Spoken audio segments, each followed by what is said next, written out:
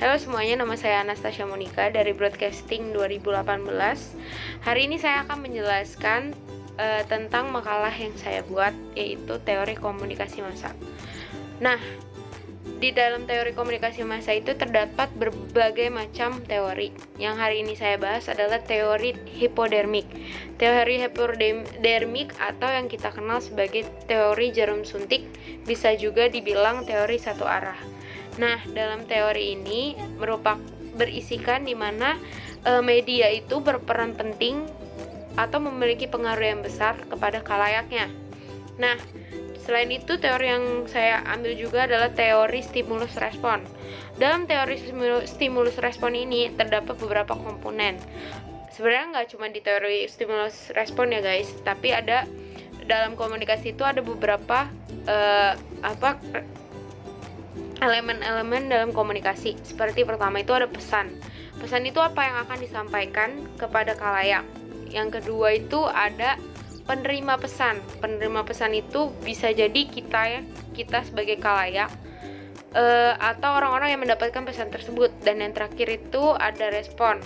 Respon itu biasanya berisikan tentang apa respon yang kita ambil setelah kita menerima pesan tersebut, guys. Nah, itu kayaknya dalam dalam teori stimulus respon. Kalau misalnya dalam komunikasi secara luasnya masih ada lagi media atau channel itu adalah alat penyampaian pesannya, kayak gitu. Ada komunikan itu seseorang yang menerima pesan. Kalau misalnya komunikator itu orang yang menyampaikan. Itu kalau dalam komunikasi secara keseluruhan. Nah, studi kasus yang saya ambil adalah tentang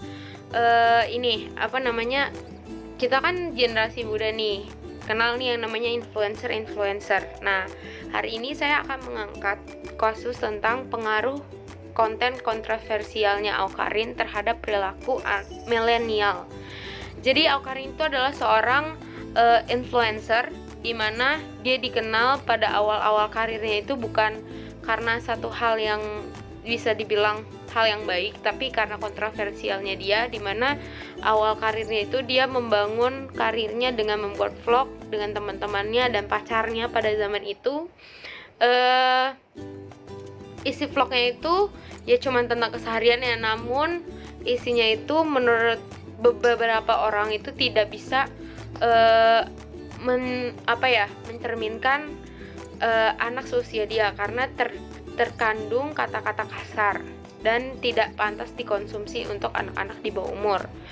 Nah, setelah itu perjalanan karirnya Awkarin tidak berhenti di situ. Dia sempat memproduksi beberapa lagu, namun di beberapa lagu yang dia produksi ini menimbulkan sisi negatif dari Awkarin yang merupakan seorang bad girl, di mana dia di situ bebas ngomong kasar, bebas ngerokok dan yang lain-lain. Sampai akhirnya dia berubah di titik yang sekarang yang kita kenal sebagai seorang influencer yang membawa pengaruh baik di bidang sosial,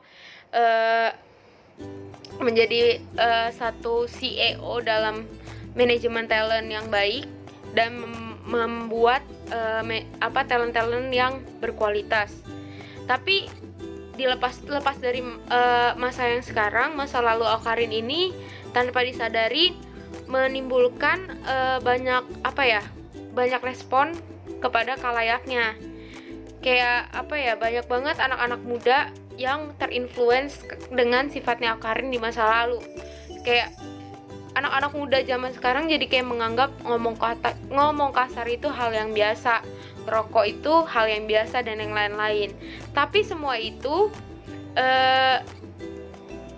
dapat dibilang tergantung lagi nih gimana seseorang meresponnya. Kalau misalnya orang itu merespon itu sebagai pembelajaran atau refleksi dalam hidup mereka, mungkin mereka tidak akan melakukan hal tersebut. Tapi kalau orang itu merasa apa yang dilakukan Awkarin ini keren, maka dia akan melakukan hal tersebut juga.